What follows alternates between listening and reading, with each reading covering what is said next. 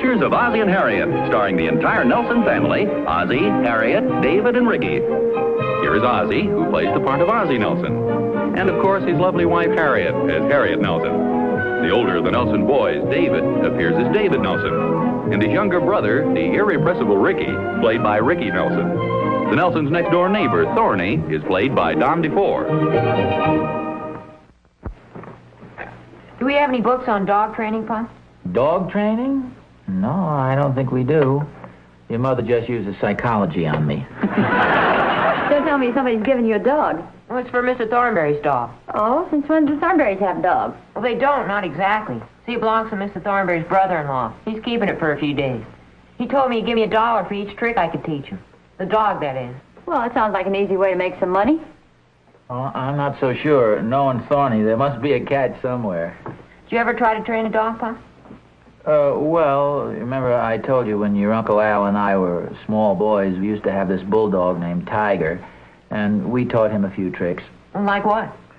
Well, he used to go out and get the paper for us every morning and bring it in. That sounds like a pretty good trick, Pa. Well, yeah, only thing, though, there wasn't much left of the paper after he brought it in. That isn't such a good trick after all. That's the same thing my father said. Hey, there's Mr. Thornberry with the dog right now. Come on, Pa. Don't forget your coat. It's kind of cold out. Hi, Mr. Thornberry. Hi, Rick. Rick, I want you to meet Walter. Walter, this is Ricky. And shake hands with Uncle Ozzie. Hello, Walter. Isn't he a beaut, huh? Hey. Comes from an old racing family. Would you believe this dog's got a lot of greyhound in him? Well, frankly, I'd believe he's got a lot of things in him. Can he do any tricks, Mr. Thornberry? Oh, sure, Rick. What's this? Walter, play dead. Play dead. See there? Hasn't moved a muscle. No, I have a hunch that particular trick comes kind of easy to Walter. There you are, Rick.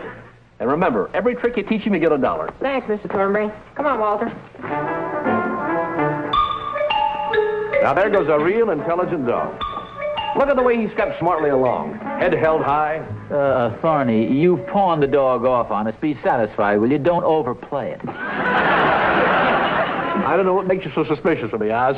Maybe it's because I know you so well. Well, say, you know, because there's an awfully good fight on television tonight. Yeah, I know, for the state championship. Yeah, I've been planning on watching it on my TV set, but suddenly went on the blink. Oh, that's a shame. It's going to be a great fight, too. Yeah. How's your television set working? Oh, swell. Say, why don't you come over to our house and watch it? For goodness sake, Oz, I thought you'd never ask me. Well, you know you're always welcome, old boy. Thanks, Oz. Well, say, did you hear what happened to Doc Williams and Wally Dipham? No, what happened to him? Well, it seems they got roped into going to a violin recital at the women's club tonight. Wow, how did that happen? Well, they don't seem to know. The wives sort of sprung it on them all of a sudden. Well, wives can be pretty tricky at times. I'm sure glad Harriet isn't that type. Neither is Catherine. She knows I've been looking forward to the fight, so naturally she wouldn't dream of asking me to go to a violin recital. Neither would Harriet. How do we know they wouldn't? Yeah, how do we know they wouldn't? It isn't as if this were just an ordinary fight. It's for the state championship. And how often do they have state championship fights? Well, only about twice a month, that's all. Look, Oz, we got to do something about this. No, before you get excited, of course we don't know for sure that the girls are going to ask us to take them. Well, there's no use in taking any chances. Doc and Wally only got the bad news today. Yeah. Maybe I better get back in the house and see if I can find out anything definite. In a sly, subtle way, of course. Okay, Oz. I think I'll go in my house and practice crying. I'll see what I can find out. Yeah, see you later, Oz. Oh, hi, Pop. I've been looking for you. Oh, what's on your mind, son? Oh, I need some money for some notebook paper. Oh. Well, I think I have some change here. I need some folding money. Oh. I don't know why they even bother to make this stuff anymore. Now, how much do you need, son? $5. What is this, gold leaf paper? No, just 25 cents of it is for the notebook paper. The rest is for a date I have tomorrow night. Oh. Gee, I don't think I have $5 with me. Oh, wait a minute, your mother's bag is over here. I can pay you back by the end of the week. Oh, that's okay. Pay your mother. Yeah, son. Thanks a lot, Pop. Okay.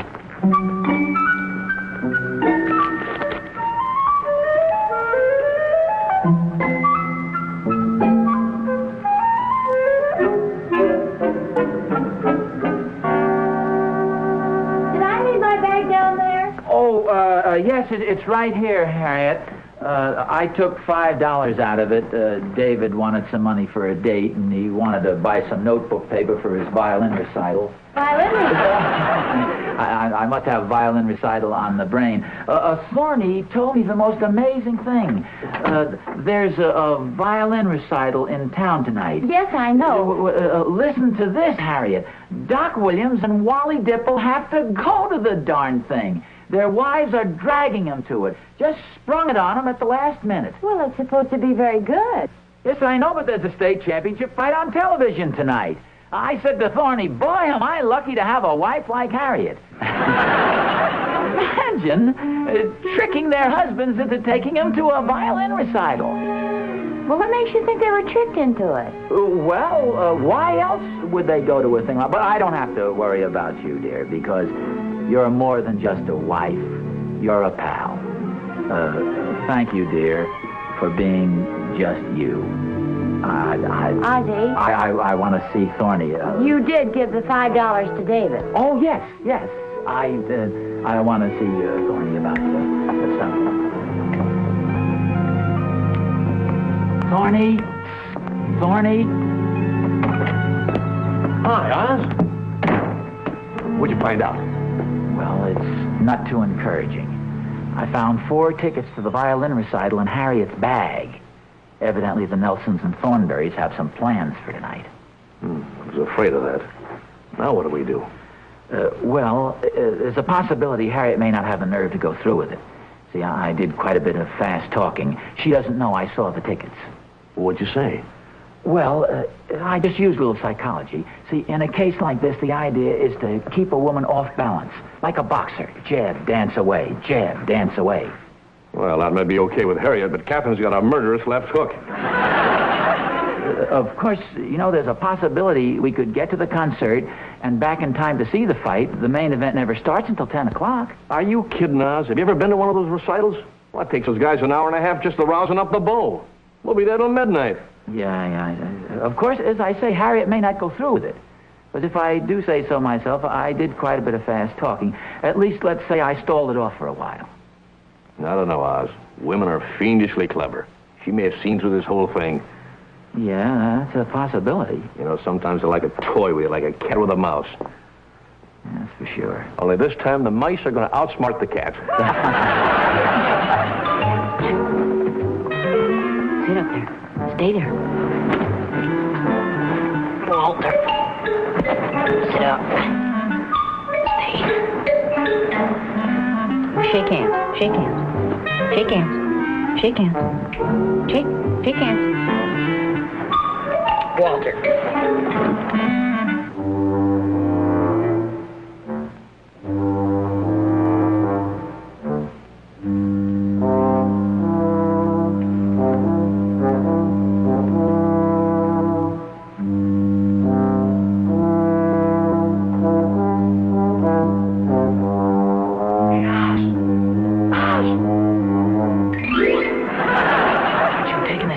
Seriously? I have no intention of getting caught. Wait till you see what I got. What the heck is this? It's Herb Dunkel's old television set. I borrowed it from him. Come on, let's get in the garage.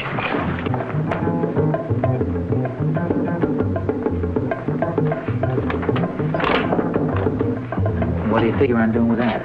Well, I got to thinking, Oz. Catherine and Harriet may not be too happy when they discover they've been tricked out of going to the recital. Well, that's what's known as a gross understatement. But we don't have to take any chances now. We can watch the fight right here in the garage.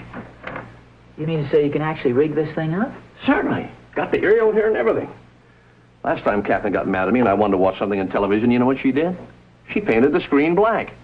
Took me 3 days to get it off. Oh, well, I don't think Harry would do anything like that. Well, you never can tell, Oz. But this is a perfect setup. Now we don't even have to face the girls till after the fight. Yeah, that's a thought, because they're going to be plenty sore. No sense having 2 fights going on at the same time.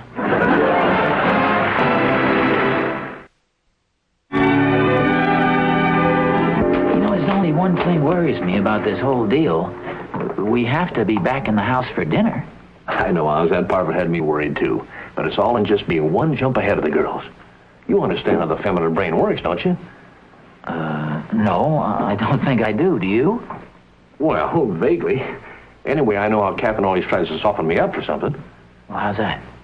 Well, first of all, she fixes a big dinner. Steak, mashed potatoes, buttered peas, hot rolls. Then she tops the whole deal off with a big slab of apple pie.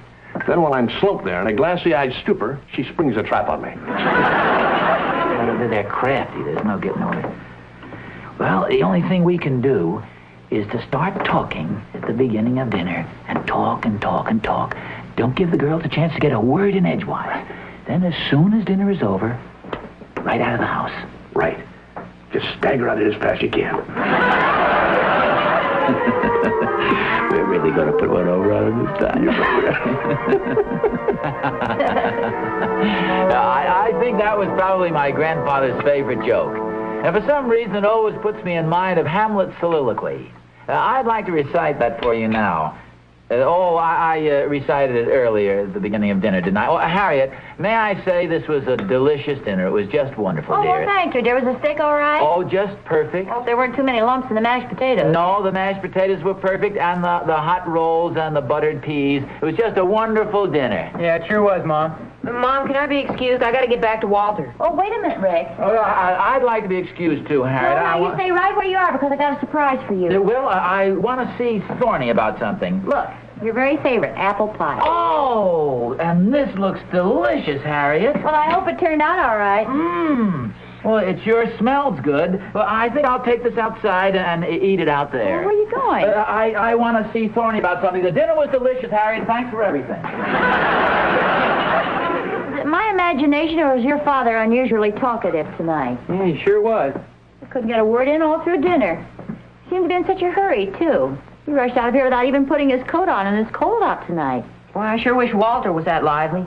Have you taught Walter any tricks yet? No, ma'am, not one. Oh, I'll get it. No, never mind. Thank you, dear. It's probably Doc Williams. You boys help yourself to the pie. Where's Walter, anyway? Oh, he's upstairs resting. That's the best thing he does. Boy, he's the most relaxed dog I've ever seen. Hello, Harriet. Oh, hi, Doc. Come on in. My goodness, don't tell me it's cold enough out tonight for earmuffs. Wait a minute, Harriet. What did you say? I said, don't tell me it's cold enough out tonight for earmuffs. Oh, no, it's rather pleasant out for this time of year. I always wear these to violin recitals. I suppose you came by for the tickets. Yes, I don't suppose you weren't able to get them. No, I hate to disappoint you, but I picked them up this afternoon. I was afraid of that. Where's Oz? Oh, you had to run over to Thorny's for a minute. I've got tickets right here. At least I think I have. Don't tell me you've lost them. No, here they are. Darn it. Well, I guess this just isn't my night. I think it's very nice of you to take Helen to the violin recital. Well, Harriet, when a woman spends practically every day of her life cooped up in a house doing housework, it certainly isn't asking too much of her husband to take her out of an evening to see something she really wants to see. After all, couples should do these things together. Yeah, I think those were her exact words. Oh, the Dipples tickets are there, too. Oh, thanks, Harriet. Good night. Have a good time. What did you say? I said have a good time. Oh. Good night, Doc.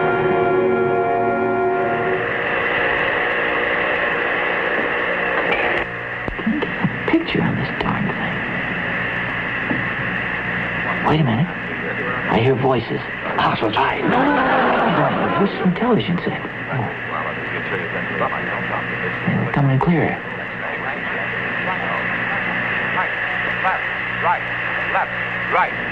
Sounds like the fight has started. Yeah, sounds like a great fight, too. Left, right, bend the knee, left. Exercise for slimming the hips, guaranteed to get quick results. For crying out loud, Oz, you've got the wrong channel.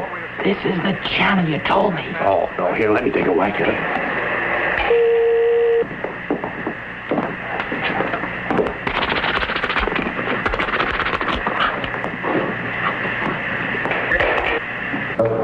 Come on now, bark, Walter. Come on, Walter, just one trick. I'll split the $1 with you. You see anything? No, just dim shapes. You let me look for Oh, just a second, Oz. Come on, Thorny, don't hog it. It's my turn. All right. Hey, wait a minute, I see something. Yeah. What is it? Well, it's a tall, slim guy with kind of sloping shoulders and a long, thin neck. No, it's a bottle of beer. It's a commercial. There goes the picture again. Well, you just have to listen to it. And there goes the bell for the first round. Give me some of this blood. In response to the many letters and cards we've received from your friends, we'll keep the conversation down to a minimum. Oh, great. Lazy bum, why doesn't he earn his money? Somebody must have landed a lucky punch. That was a beauty! Yes, but who landed it? He knows. He knows, but he won't tell us. Oh, and another one! Oh, did you see that punch? This is ridiculous.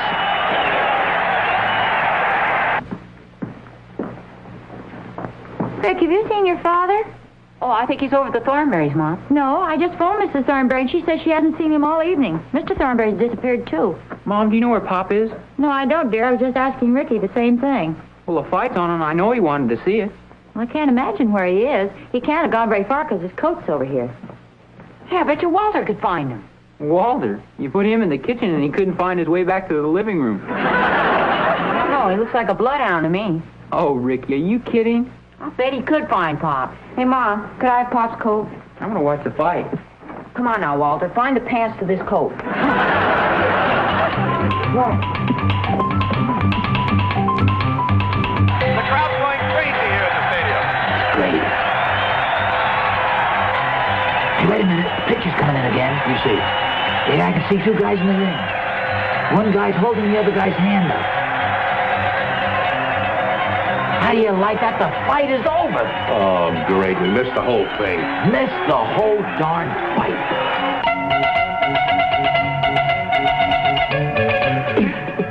Oh, bless you, darn you. Hey, I hear somebody outside. Quick, let's hide.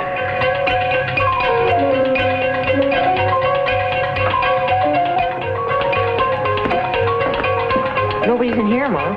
Turn on the light, Rick. Well, what in the world is this television set doing in here?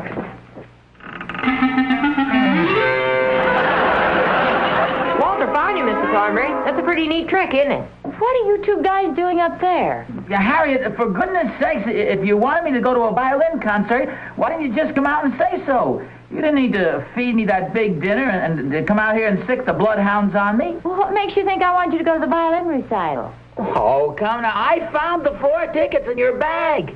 Oh, well, I picked those up for Doc Williams and the Dipples. You just want to jump head first, or shall I push you? If you didn't want us to go to the violin recital, why did you and Catherine cook us that big delicious dinner of steak, mashed potatoes, and an apple pie? Wait a minute, Oz. Did you really have steak and mashed potatoes and apple pie for dinner? Well, of course. What did you have? Baked beans. Don't you think the trick I taught Walter's worth $1, Mr. Thornberry? He's the one that found you. Oh, I'd say it's worth easily $6. $6? Sure, $1 for the trick and $5 for hush money. Why should I pay hush money? Well, you guys might try this stunt again, and I'm sure you wouldn't want Catherine to know about Walter.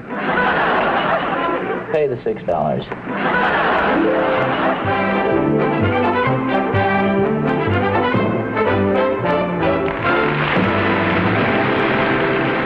Yes. Left, right, left. Well, and then what happened, Dave? And then Babyface got up and knocked Sullivan down. Yeah? And the bell rang, but they kept slugging away in the middle of the ring. When the referee tried to separate them, they both turned on him and knocked him down. Oh. So, and what happened in the second round? Well, the bell rang, and Sullivan came rushing out of his corner and hit Babyface and knocked him clear over the ropes in the first row.